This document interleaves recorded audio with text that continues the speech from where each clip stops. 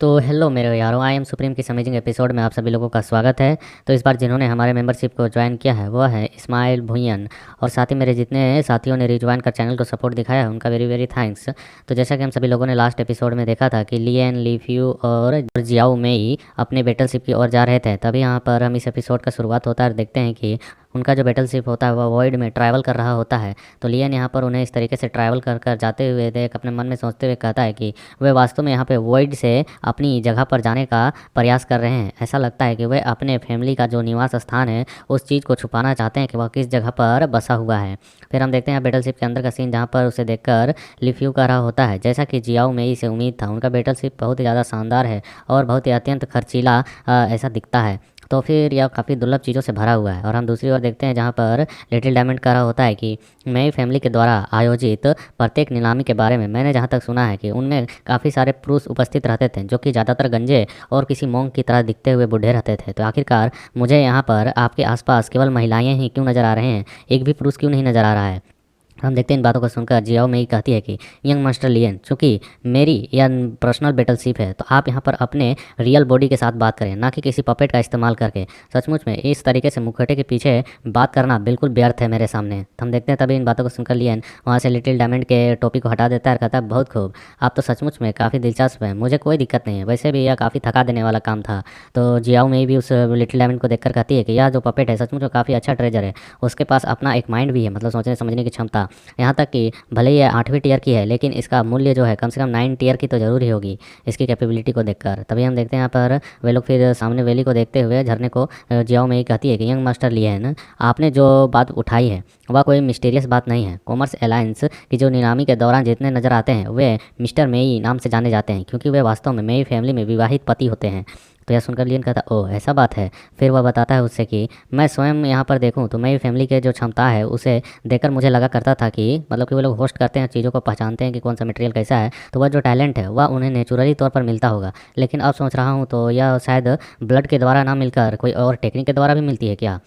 तो इन बातों को सुन जियाओ मेई बताती है उससे कि जहाँ तक मुझे उम्मीद थी यंग मास्टर लियन की जो आंतरिक दृष्टि है वह बहुत ही दूर तक जाती है, यहाँ तक कि इन्होंने ब्लड रिलेशन तक को समझ लिया कि यह ब्लड से मिलने वाली एक टैलेंट है। इस योग्यता के बारे में मैं बात करूँ तो हमारे रक्त वंश में इसकी भूमिका केवल 1/3 पार्ट है, और बाकी के जो पार्ट है उनका मूल्यांकन करने की जो यह टेक्निक है यह बहुत मिस्टीरियस तरीके से मिलती है, जिसके बारे में मैं आपको तो फिलहाल नहीं बता सकती हूँ। इसके लिए मुझे माफ़ कर देना, यह बहुत ही मिस्टीरियस जानकारी है जिसे मैं यहाँ पर उजागर नहीं कर सकता हूँ। तो लियन कहता है कोई बात नहीं, यह तो नॉर्मल सी बात है, आपने जितना बताया उतना ही काफ़ी है। और हम लोग देखते हैं ये लोग ट्रैवल करते हुए अब जियाओ मेई के वैली में पहुंच चुके होते हैं, और वहाँ पे कहते भी है कि मेई का जो वैली है उसमें आपका स्वागत है। और हम दिखाया जाता है उनके वैली को जो कि काफ़ी शानदार लग रहा होता है, और वहाँ के डिज़ाइन को देखकर लग रहा होता है किसी फोक्स टेल की तरह हो। और फिर हम देखते हैं वहाँ पर वे लोग उतर कर उस वैली के अंदर जाने लगते हैं, तो वहाँ काफ़ी सारी लड़कियाँ कर रही होती है यंग मिस्ट्रेस का स्वागत है। और लियन यहाँ पर अपने मन में कह रहा होता है कि मैंने अनुमान लगाया था कि मेरी फैमिली का जो छिपा हुआ ठिकाना है वह रेनपिक सिटी से ज़्यादा दूर पर मौजूद नहीं है। और फिर हम देखते हैं लोग वहाँ पर एक जगह पर जाने लगते हैं जहाँ पर बैठने के लिए बना हुआ होता है, और लियन वहाँ के गार्डन से गुजरते हुए इधर उधर देखते हुए कह रहा होता है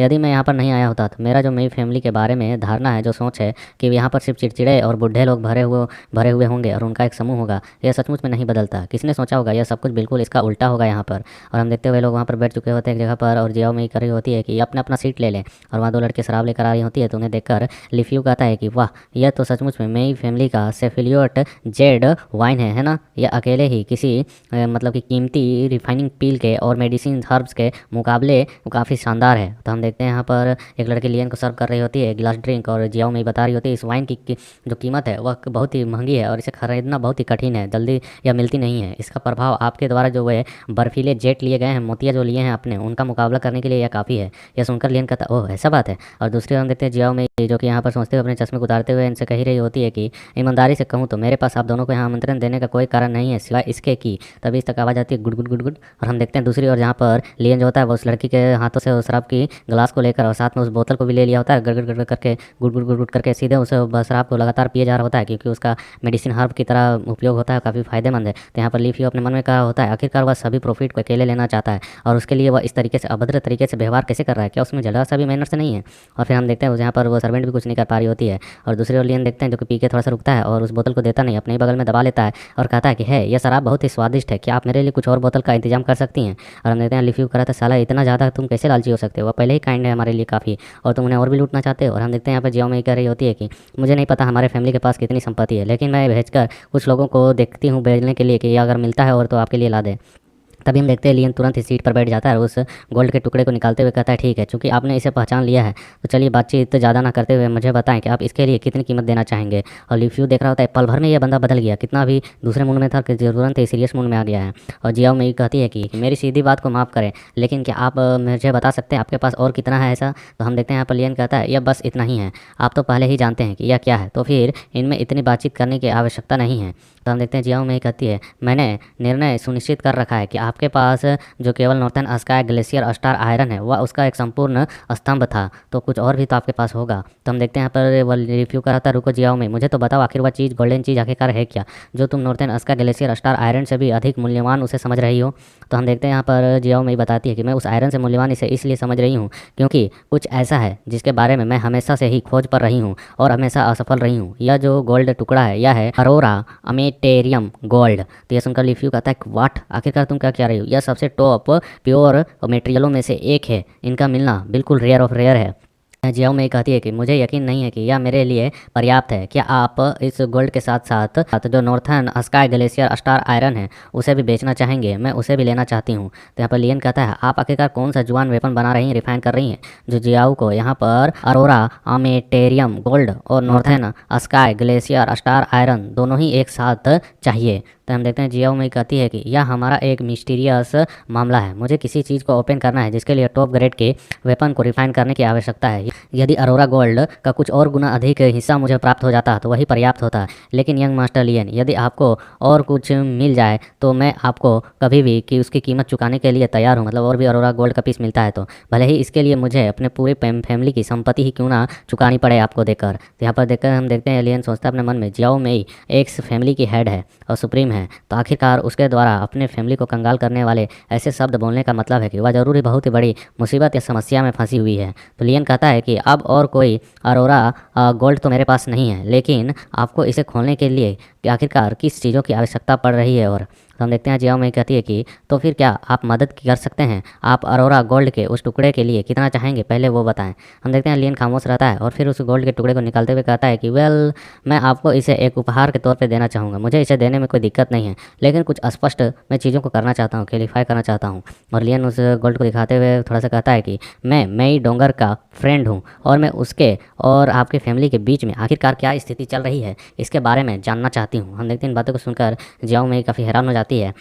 और फिर सीरियस होते हुए अपने पैर को टेबल पर लाते हुए कहती है कि अच्छा तो वह तुम ही हो जिसने वांगदा को मार डाला है और मेरी फैमिली को इस बड़ी सी घटना और घटिया परिस्थिति में फंसा कर रखा है। तो हम देखते हैं लियन कहता है कि कुछ गलतफहमियां हैं, अगर आप अपने धैर्य को रख सकें तो मैं सारी बातें आपको सुनाना चाहूँगा। और हम देखते हैं यहाँ पर इस तरीके की स्थिति को होते हुए देख यहाँ पर लिफ्यू अचानक फील करते हुए कहता है कि हमें कुछ पावरफुल लोगों ने घेर लिया है चारों ओर से और वह बहुत तेज़ी से यहाँ पर आ रहे हैं। तभी हम देखते हैं जियाओ मेई जो होती वह कहती है मैं आपकी बात सुन सकती हूँ, लेकिन मैंने पहले ही लोगों को मेई डोंगर के लाने के लिए भेज दिया है, आप और आपके दोस्त यहाँ बहुत जल्द ही आने वाले हैं, आप दोनों बहुत जल्द ही मिल जाएंगे। तो हम देखते हैं यहाँ पर लियन उसके बातों को मतलब धमकी तरह सुनकर खामोश रहता है और थोड़ा देर इसी तरह बीतता है और फिर लियन उससे कहता है कि मैं उसके और आपके परिवार के बीच के रिश्ते के बारे में ठीक से जानना चाहता हूँ, मैं उसकी मदद कर रहा हूँ क्योंकि वह एक मेरी अच्छी दोस्त है। जहाँ तक वांगदा की मौत का सवाल है, वांगोंग को मैंने पहले ही बता दिया है और मेरी उसके साथ एक क्रूरता भरी थोड़ी सी फाइट भी हुई, लेकिन वह आखिरकार मुझसे बचकर भाग निकला, इसलिए आपको उसके लिए चिंता करने की आवश्यकता नहीं, वह आपको दोषी नहीं मानेगा,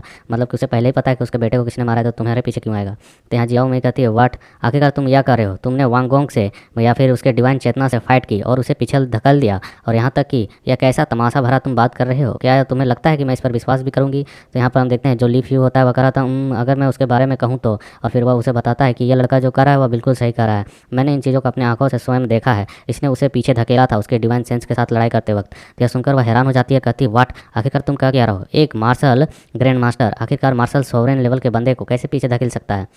यहाँ पर लिफ्यू बताता है कि यंग मास्टर लियन ने वास्तव में यहाँ पर वांगोंग को डिवाइन सेंसेस को पीछे धकेलने के लिए अपने उस शक्तिशाली पपेट का उपयोग किया था। वांगोंग को इस बात का भी डर था कि अगर वह अपनी ताकत को और अधिक बढ़ा लेता है तो उसका जो बेटा वांगजेन था उसकी बॉडी पर और उसकी कल्टीवेशन पर प्रभाव पड़ेगा, इसलिए उसने अपनी ताकत को ज़्यादा ना बढ़ाकर मार्शल सुप्रीम लेवल तक ही रखा था। तो यहाँ पर वह कहती है कि ओहो ऐसा बात है, तो फिर भी आप सभी यहाँ पर जो दादी कुई थी उसकी मौत और हमारे जो यहाँ पर होटल था उसका जो विनाश हुआ उसका कारण तो यही ना है। हम देखते हैं यहाँ पर लियन थोड़ा सा डार्क लुक दे रहा होता है, बिल्कुल खामोश बैठा हुआ होता है, आखिर यह करना क्या चाहती है। और फिर वह उसे भी घूरते हुए देखकर कहता है कि वह बुढ़ी चुड़ैल मौत की हकदार थी, उसकी हरकतें ही ऐसी थी, तुम्हें इसके बारे में कुछ ज़्यादा ही नहीं सोचना चाहिए। आखिरकार अब तुम इसके बारे में क्या ही कर सकती हो, वह अपनी हरकतों की वजह से मारी गई है। तो हम देखते हैं यहाँ पर जो जियाओ मेई होती है वो अपने ग्लास को, उस वाइन के ग्लास को घुमाते हुए कहती है कि मैं खुद देखना चाहती हूँ कि आखिरकार इस बच्चे में कितनी शक्ति हो सकती है जो वह वांगोंग को पीछे धकेलने के लिए, उसके डिवाइन सेंस को पीछे धकेलने के लिए मजबूर कर सकती है। और हम देखते हैं उस वाइन ग्लास को घुमाते के साथ ही उस वाइन को उस लियन की ओर फेंक देता है एक स्लेस की तरह। और हम देखते हैं वह जो वाइन का स्लेस होता है वह सीधे लियन के चेयर को उड़ा देता है। बट इतनी ही घटना में हम देख पाते हैं कि जहाँ पे जियाओ मेई है उसके पीछे लियन पहुंच चुका है अपने स्वॉर्ड को निकालकर, और वह तेजी से अपने स्वॉर्ड स्लेस को भी चला देता है, जिसे जियाओ मेई अचानक से नोटिस कर लेती है और वह झुककर उससे बाल बाल बसती है। और वह अपने मन में कहती है यह 9वीं टियर की एक आर्टिफैक्ट है जो कि नॉर्थर्न ग्लेशियर स्टार आयरन से रिफाइन किया हुआ स्वॉर्ड है। और हम देखते हैं वह उससे बच रही होती है कि तभी लियन दूसरी ओर से भी एक और स्लेस चलाता है, तो वह जियाओ मेई फिर और भी ज़्यादा झुककर बसती है और झुकने के साथ साथ ही अपने पैर को उठाकर लियन पर एक कस का लात मार देती है, जिसे लियन अपने हैंड से रोकता है। लेकिन उस हैंड के रोकने के बावजूद जो जियाओ मेई का किक का पंच का पावर होता है जिसकी वजह से लियन दूर तक घिसेटता हुआ चला जाता है और दूर में जाकर थोड़ा सा खुद को संभालता है। तो उसके यहाँ पर हम देखते हैं कि हाथ में गोल्डन बॉडी जो होती है वह एक्टिवेट हो चुकी होती है, जिसकी ओर जियाओ मेई का भी ध्यान जाता है। और तभी यहाँ पर लियू फ्यू कहता है कि एक मिनट, आखिरकार उसकी बॉडी जो है वह गोल्डन कलर में कैसे चमक रही है, और जो लियन मास्टर लियन का जो अटैक था वह आखिरकार इस तरीके से क्यों लग रहा था जैसे वह यहाँ पर जियाओ मेई को जान से मारना चाहता हो। उसके मतलब कि स्लेसेस में सीधे एक डेथ सेंसेस थी। तो हम देखते हैं यहाँ पर जियाओ मेई इसकी ओर बढ़ते हुए कार्य होती है, तुमने यहाँ पर अपने पपेट को बुलाना है तो बुला सकते हो, नहीं तो तुम बाद में पछताओगे। मैं तुम्हारे यहाँ पर कल्टीवेशन को देखकर थोड़ी सी हम्बल हो रही हूँ और तुम्हें मौका दे रही हूँ, तुम अगर जितनी भी ताकत लगाना चाहते हो लगा लो, वह मैं तुम्हें यहाँ पर आज धूल में मिला दूंगी। तो यहाँ पर हम देखते हैं लुयन कहता है कि तुम मुझे यहाँ पर निष्पक्ष होकर लड़ने के लिए कह रही हो, लेकिन मुझे उसे बुलाने की आवश्यकता नहीं है तुम्हारी जैसी लड़की को संभालने के लिए, मैं यहाँ पर अकेला ही काफ़ी हूँ तुम्हें संभालने के लिए। तो हम देखते हैं इस बात को सुनकर जियाओ मेई को चोट लगता है दिल में और वह कहती है उससे कि मैं तुमसे सिर्फ यहाँ पर याद दिला रही थी कि तुम्हारी औकात क्या है, लेकिन ऐसा लगता है कि तुम यहाँ पर मेरे काइंडनेस को कुछ ज़्यादा ही समझ रहे हो। ठीक है, जैसा तुम चाहो, तुमने खुद कहा है तो तुम इस चीज़ को भुगतने के लिए तैयार हो जाओ। और हम देखते हुए अपने चारों ओर कई सारे बॉडी फॉर्म्स को प्रकट करने लगती है, परफॉर्म करने लगती है। वह कहती है marshal supreme domain tripling plum blossom. और हम देखते हैं वहाँ पे ट्रिपल लेडी जो होती है उनका वो शेडो फॉर्म हो चुका होता है, और वह जो लेडी शेडो फॉर्म होती हैं उन्हें सीधे जियाओ में लियन की ओर छोड़ देती है। और हम देखते हैं लियन को जो कि तीनों तरफ से वह आकर अपने अपने वेपन से अटैक कर उसे मारने वाली होती हैं। तभी लियन अपने मन में लड़ते हुए कह रहा होता है यहाँ पर ली फ्यू अभी मौजूद है, अगर मैं यहाँ पर अपनी टेक्निक को ज़्यादा इस्तेमाल करता हूँ तो वह निश्चित तौर पर मुझे पहचान लेगा।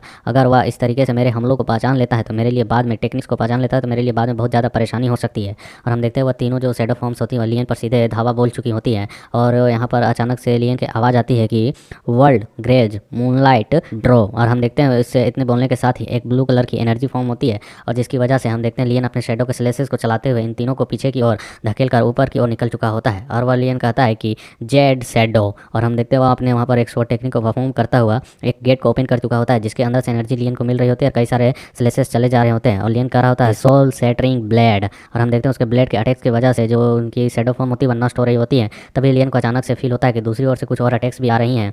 और दूसरी ओर से जियाओ मेई ने यहाँ पर अपने पास से एक जेड फिंगर वर्ल्ड लॉक का इस्तेमाल किया होता है, जिस टेक्निक से हम देखते हैं कई सारे पायल की तरह छपे हुए टेंटिकल्स होती हैं जो कि सीधे लियन की ओर बढ़ रही होती हैं और लियन को कैप्चर करने की कोशिश कर रही होती है। बट लियन जितने वो आ रहे हैं टेंटिकल्स रस्सियाँ जो होती है उन्हें अपने स्वॉर्ड स्लेस की मदद से ही काटे जा रहा होता है और अपनी पूरी ताकत को लगाकर उन सभी के जितने भी रस्सियाँ होती हैं उन सभी को नष्ट कर देता है। और उसे इस तरीके से जो जियाओ मेई के सारे टेंटिकल्स को काटते हुए देख वो बहुत ही ज़्यादा हैरान और परेशान हो जाती है और वह अपने मन में कहती है कि यह वास्तव में उस पपेट का बिना उपयोग किए मेरी बराबरी करने में सक्षम है, और वह अभी केवल 9वीं श्रेणी के northern sky glacier star refine sword का ही उपयोग कर रहा है। भले ही उसका उपयोग कर रहा हो, लेकिन उस आर्टिफैक्ट की जो ऑरा है वो काफ़ी इंप्रेसिव है, जिसे देखकर मैं बता सकती हूँ यह मार्शल ग्रैंड मास्टर होने के साथ साथ एक टॉप लेवल का रिफाइनर है, क्योंकि इसके पास इतनी ज़्यादा एनर्जी जो मौजूद है। तभी वह यहाँ पर लियन से कहती है कि वेट, आखिरकार रुक जाओ, मैं यहाँ पर रुकती हूँ। तभी हम देखते हैं लियन यहाँ पर नीचे की ओर उतरते हुए कहता है कि यह मेई घाटी हो सकती है, लेकिन इसका मतलब यह नहीं है कि तुम बहुत ही ज़्यादा यहाँ पर नॉनसेंस कर सकती हो, मतलब कि अपनी हुक्म चला सकती हो। और हम देखते हैं लियन को, जिसकी बॉडी में यहाँ पर अचानक से डिमोनिक क्यूआई जो होती है वह फैलने लगती है और इसे यहाँ पर डिमोनिक क्यूआई हावी होने लगती है। तो लियन कहता है कि क्या तुमको लगता है कि तुम यहाँ पर खुद फैसले ले सकती हो, जब मर्जी तब लड़ सकती हो, जब मर्जी तुम रुक सकती हो, ऐसा करने का अधिकार तुम्हें मैं नहीं देता हूँ। और हम देखते हैं लियन को इस तरीके से बोलते हुए वे दोनों हैरान हो चुके होते हैं, कहते हैं कि वेट आखिरकार यहाँ पे चल क्या रहा है, हो क्या रहा है। और हमें लियन के बॉडी को दिखाया जाता है जिसके चारों ओर से डिमोनिक ऑरा रिलीज हो रहा होता है और लियन यहाँ पर पोजेस हो चुका होता है उस डिमोनिक ऑरा की वजह से, जिसकी वजह से यहाँ पर इसके अंदर फाइट करने की विल जग चुकी होती है, बहुत ही खतरनाक ब्लड की प्यास। और लियन तलवार तान कर आता है, आओ और मुझसे लड़ो। तब यहाँ पर ड्रैगन कहता है कि नो, ये तो यहाँ पर डेविलाइजेशन में जा चुका है, डेविल इस पर हावी हो चुका है। और लिवर लियन के पास जाकर जगाने की कोशिश कर रहा होता है, कहता है गुफियांग जगो, गुफियांग जगो, आखिरकार तुम कर क्या रहे हो। और हम देखते हैं जो कि लियन सामने की ओर घूर कर देख रहा होता है। नीचे राइटर के द्वारा लिखा हुआ आता है कि क्या यहाँ पर लियन की बॉडी में एक बार फिर से डिमोनिक ऑरा कैप्चर हो चुकी है, उस शैतानिक ऑरा ने इसे फिर से अपने ऊपर हावी कर लिया है। और इसके इसी सीन के साथ यहाँ पर ये चैप्टर कंप्लीट होता है। So like share comment and support. Next episode जल्द आएगा।